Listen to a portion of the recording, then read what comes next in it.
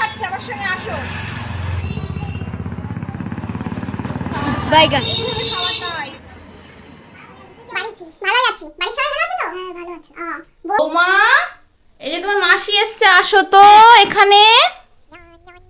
হ্যাঁ মা বলো। মাসি এসছে, প্রণাম করো। হ্যাঁ হ্যাঁ।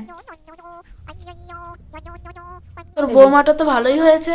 হ্যাঁ রে বৌমা, ওই মাসির জন্য একটু জল মিষ্টি নিয়ে আসো।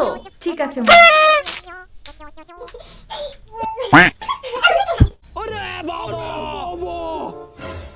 মাসি মিষ্টি আর এই যে জল।